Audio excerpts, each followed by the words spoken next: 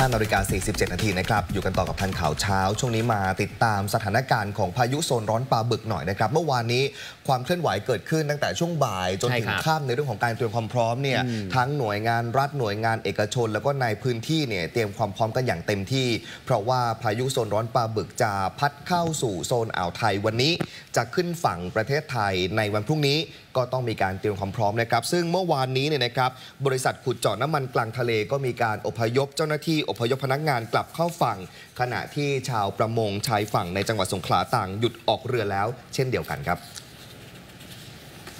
คลื่นทะเลบริเวณฝั่งทะเลอ่าวไทยทำให้ชาวประมงพื้นบ้านที่บ้านบ่ออิฐตำบลเกาะแต้วอำเภอเมืองจังหวัดสงขลานะครับได้ช่วยกันนำเรือประมงขึ้นไว้บนฝั่งเพื่อความปลอดภัยหลังจากที่ศูนย์อุตุนิยมวิทยาภาคใต้ฝั่งตะวันออกได้แจ้งเตือนพายุโซนร้อนปลาบึกว่าจะเข้าฝั่งทะเลอ่าวไทยวันพรุ่งนี้ก็คือวันนี้นะครับทำให้ทะเลเนี่ยมีคลื่นสูง 2-4 เมตรเช่นเดียวกันกับชาวประมงหาด9เส้งนะครับต่างนำเรือขึ้นจอดบนฝั่งเช่นเดียวกันโดยชาวประมงบอกว่าประกาศแจ้งเตือนเรื่องพายุทำให้เรือประมงจำนวนมากทยอยกลับเข้าฝั่งและคาดว่าพายุลูกนี้ส่งผลกระทบให้ไม่สามารถออกทะเลได้จนกว่าคลื่นลมนั้นจะสงบลงเช่นเดียวกันกับที่จังหวัดชุมพรนะครับเรือประมงจำนวนมากพากันเข้าจอดในร่องน้ำและลำคลองต่างๆหลังจากทะเลนั้นเริ่มมีคลื่นสูงแล้วส่วนที่จังหวัดนครศรีธรรมราชชาวประมงที่อำเภอท่าสาราพากันนำเรือขึ้นจอดบนฝั่งเพราะเกรงว่าพายุที่จะเข้าฝั่งนั้นจะทำให้เรือได้รับความเสียหายจังหวัดนครศรีธรรมราชพนักงานของบริษัทขุดเจาะน้ำมันในทะเลได้เดินทางโดยเฮลิคอปเตอร์นะครับมายังท่าอากาศยานเพื่อความปลอดภัยหลังจากที่ได้รับคำเตือนพายุโซนร้อนปลาบึกนะครับค่ะขณะที่นายมหามะพีสกรีวาแมซึ่งเป็นผู้อำนวยการศูนย์ป้องกันและบรรเทาสาธารณภัยเขต 12 สงขลา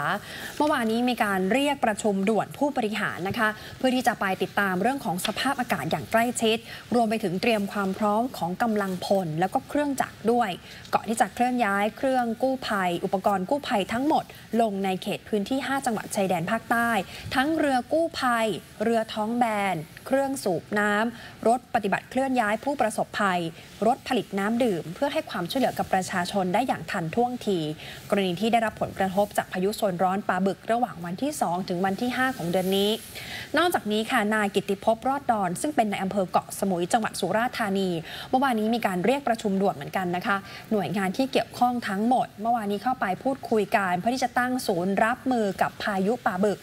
รวมถึงบริษัท Sea Transferry ซึ่งเปิดให้บริการเรือระหว่างอำเภอดอนสักกับอำเภอเกาะสมุยตั้งแต่วันนี้จนถึงวันที่ 4 มกราคมตอนนี้เรือได้หยุดให้บริการตลอดทั้งวันนะคะเพื่อความปลอดภัยขณะที่บริษัทท่าเรือราชาเฟอร์รี่ซึ่งเป็นผู้ประกอบการเดินเรืออีกรายหนึ่งตอนนี้อยู่ระหว่างการหารือก่อนที่จะแจ้งให้กับกรมเจ้าท่ารับทราบแต่คาดว่าน่าจะเป็นไปในทิศทางเดียวกันเพราะว่าถ้าเกิดเหตุการณ์อะไรเกิดขึ้นเนี่ยไม่คุ้มกันหยุดให้บริการไปก่อนจะดีกว่าค่ะช่วงนี้มีกระแสออกมาหลายอย่างนะฮะแต่ว่าถ้าจะฟังอย่างเป็นทางการเนี่ยต้องฟังจากประกาศของทางกรมอุตุนิยมวิทยาซึ่งล่าสุดเนี่ยมีการประกาศฉบับที่ 10นะครับทีนี้เนี่ยเดี๋ยวตอนช่วงของเช้าวันนี้นะฮะก็จะมีการประกาศฉบับต่อไปนะครับพยายามติดตามนะฮะซึ่งข้อมูลล่าสุดจากฉบับที่ 10เนี่ยบอกว่าตัวของพายุโซนร้อนปลาบึกนะฮะก็น่าจะพูดง่ายๆว่าน่าจะมีผลกระทบตั้งแต่ช่วงของวันที่ 3 ก็คือวันนี้นะครับแต่ว่าจะเข้าฝั่งจริงๆเนี่ยตอนช่วงค่ำของวันที่ 4 มกราคมนะครับตอนนี้หลายหน่วยงานนะก็พยายามที่จะมีการเตรียมความพร้อมนะครับแล้วก็มีการคาดการณ์ด้วยว่าพายุอันนี้เนี่ยอาจจะรุนแรงเท่ากับพายุแฮร์เรียตที่เข้าถล่มตะลุมพุกนะฮะในช่วงของปี 2500 กว่าครับนายภูเวียงประคำมินอธิบดีกรมอุตุนิยมวิทยาคาดการณ์จากแผนที่ทางอากาศจะเห็นว่าพายุปลาบึกทวีความรุนแรงขึ้นเป็นพายุโซนร้อนมีความเร็วลมใกล้จุดศูนย์กลางถึง65 กิโลเมตรต่อชั่วโมงขณะนี้นะครับยังคงเคลื่อนตัวอยู่แถวทะเลจีนใต้ซึ่งทิศทางการเคลื่อนตัวจะเคลื่อนมาทางด้านทิศตะวันตกหรือว่าทางฝั่งประเทศไทยซึ่งการคาดการณ์หลังจากนี้ภาคใต้แถวจังหวัดชุมพรสุราษฎร์ธานีนครศรีธรรมราชและโดยรอบจะเริ่มมีฝนตกหนักแล้วนะฮะเพราะว่าอย่างที่บอกกันไปเนี่ยนะฮะพายุตัวของโซนร้อนปลาบึกเนี่ยนะฮะคือมันจะวิ่งจากตัวของแหลมยวนเข้ามานะครับพอวิ่งจากแหลมยวนเข้ามาเสร็จจะเข้ามาตรงแถวอ่าวไทยของเราอ่าวไทยเนี่ยจะเข้ามาระหว่างจังหวัดชุมพรกับสุราษฎร์ธานีเป็นหลักเลยนะฮะ ทีนี้ก็จะได้รับผลกระทบในหลายพื้นที่โดยเฉพาะในช่วงของวันที่4 มกราคมที่มีมวลอากาศเย็นเริ่มอ่อนลงพายุลูกนี้ยังมีแนวโน้มทวีความรุนแรงขึ้นอีกซึ่งแม้กำลังลมจะไม่เทียบเท่ากับพายุแฮเรียตที่ถล่มแหลมตะลุมพุกเมื่อปี 2505 แต่ว่าในแง่ของผลกระทบอาจจะเทียบเท่ากับพายุแฮเรียตได้นะครับครับด้วยเหตุปัจจัยนี้แหละนะครับที่มีคนคาดการไว้หลายท่านนะฮะก็จะต้องเตรียมความพร้อมในการรับมือกันหน่อยสำหรับพายุที่เคลื่อนผ่านประเทศไทยเนี่ยคุณผู้ชมครับจริงๆแล้วอาจมีไม่บ่อยนักที่รุนแรงถึงขั้นเป็นพายุโซนร้อนนะซึ่งในพายุในแต่ละแบบเนี่ยก็มีความแตกต่างกันแบบแรกแสดงลักษณะอากาศสัญลักษณ์เป็นรูปตัว L นะครับก็คือหย่อมความกดอากาศต่ำหรือว่าหย่อมฝนอันนี้เนี่ยยังไม่ใช่พายุแต่ว่าถ้าหากปัจจัยอื่นๆเหมาะสมอย่างเช่นอุณหภูมิน้ำทะเลหย่อมความกดอากาศต่ำนี้เนี่ยก็จะทวีความรุนแรงขึ้นเป็นพายุ depression ถัดมาสัญลักษณ์รูปตัวดีอันที่2เนี่ยนะครับอันนี้คือพายุ depression ความเร็วลมเนี่ยใกล้ศูนย์กลางจะอยู่ที่ไม่ถึง63กิโลเมตรต่อชั่วโมงก็คือต่ำกว่า63กิโลเมตรต่อชั่วโมงแต่ว่าถ้าหากมีการทวีความรุนแรงขึ้นไปอีกเนี่ยความเร็วลมใกล้กับศูนย์กลางเกิน63กิโลเมตรต่อชั่วโมงขึ้นไปจนถึง118กิโลเมตรต่อชั่วโมงเนี่ยอันนี้ก็จะยกระดับเป็นพายุโซนร้อนนะครับจะอยู่ในพายุโซนร้อนและเริ่มมีการตั้งชื่อกันเกิดขึ้นอย่างที่เราทราบชื่อกันอย่างครั้งนี้เนี่ยก็คือพายุปลาบึกแต่สำหรับพายุโซนร้อนปลาบึกนี้เนี่ยกรมอุตุนิยมวิทยาคาดการณ์ครับว่ายังไม่ถึงขั้นรุนแรงกับเป็นพายุไต้ฝุ่นแต่ผลกระทบที่อาจเกิดขึ้นเนี่ยนะครับนอกจากเรื่องของฝนแล้วมีเรื่องของคลื่นลมในทะเล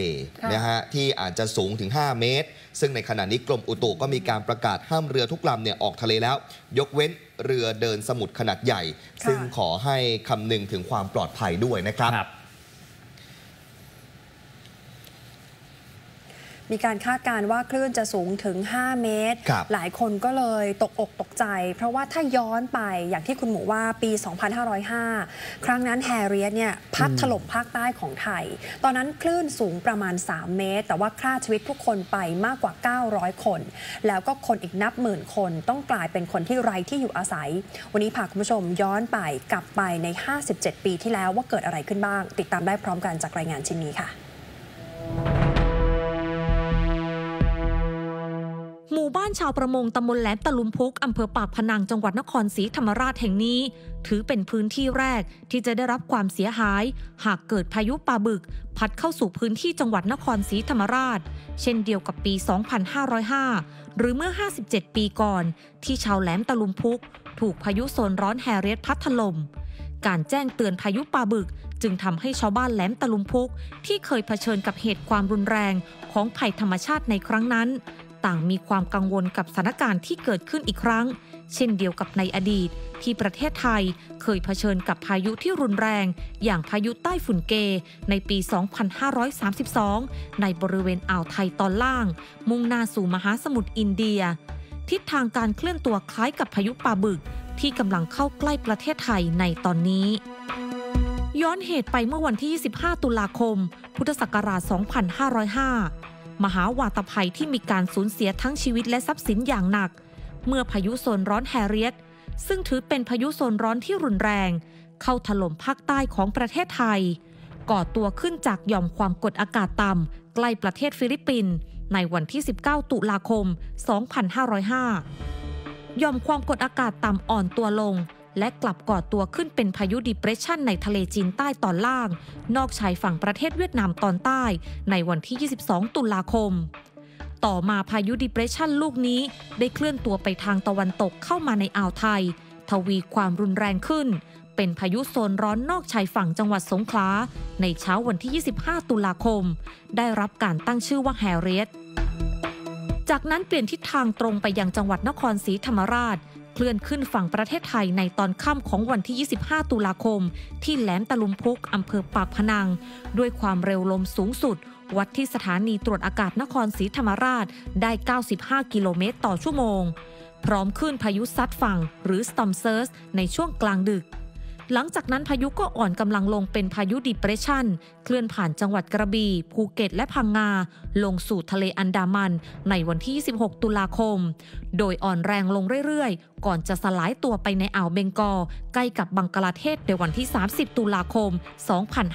2505นอกจากมหาวาตภัยลูกนี้ได้กว่าทุกสิ่งทุกอย่างบนแหลมตะลุมพุกที่มีผู้คนอาศัยกว่า 4,000 คนจนหมดสิ้นแล้วยังส่งผลกระทบต่อ12จังหวัดภาคใต้ตั้งแต่จังหวัดประจวบคีรีขันธ์ลงไปถึงจังหวัดนราธิวาสคลื่นที่สูงกว่า3เมตรฆ่าชีวิตผู้คนไป911คนสูญหาย142คนบาดเจ็บสาหัส252คนไร้ที่อยู่อาศัย 16,170 คนบ้านเรือนทั่วทั้งจังหวัดพังเสียหายกว่า 20,000 หลังคาเรือนชำรุดกว่า 50,000 หลังโรงเรียนพังเสียหาย435แห่งประเมินความเสียหายกว่า 1,000 ล้านบาทถือเป็นภัยธรรมชาติที่นำมาซึ่งความสูญเสียครั้งใหญ่ที่สุดของไทยแต่ด้วยพระบารมีพระบาทสมเด็จพระเจ้าอยู่หัวภูมิพลอดุลยเดชรัชกาลที่ 9ทรงมีพระบรมราชานุเคราะห์ผู้ประสบวาตภัยในครั้งนี้หลายๆประการเป็นที่มาของการก่อตั้งมูลนิธิราชประชานุเคราะห์ขึ้นเป็นแห่งแรกทีมข่าวโมโน29รายงานสิ่งที่เกิดขึ้นในอดีตณวันนี้ที่นำกลับมาพูดถึงเนี่ยไม่ได้สร้างความตระหนกให้กับพี่น้องประชาชนนะครับแต่ว่านั่นเป็นบทเรียนที่พายุโซนร้อนปลาบึกในครั้งนี้เนี่ยตอนนี้พูดไม่ได้หรอกว่าจะหนักหนาเท่ากับอดีตที่ผ่านมาหรือไม่แต่เรื่องของการเฝ้าระวังการเตรียมความพร้อมในการรับมือคือสิ่งที่สำคัญที่สุดความเสียหายต่อให้เกิดขึ้นจะได้เกิดความเสียหายน้อยที่สุดนะครับต้องระวังเรื่องของสตอร์มเซิร์ชด้วยอย่างที่บอกกันไปนะจากพายุเข้ามาเนี่ยแล้วพอเสร็จแล้วคลื่นมันอาจจะเข้ามาถล่มแล้วก็ต้องระวังเรื่องของน้ำท่วมเพราะตอนนี้เนี่ยตรงแถวพื้นที่ของทางประจวบคีรีขันธ์ก็คืออำเภอบางสะพานที่เจอผลกระทบหนักเพราะซ้ำกำซันตลอดพายุลูกนี้ก็เช่นกันนะครับอาจจะมีผลกระทบก็ต้องเฝ้าระวังกันในหลายๆจุดโดยเฉพาะพื้นที่ของภาคใต้ครับ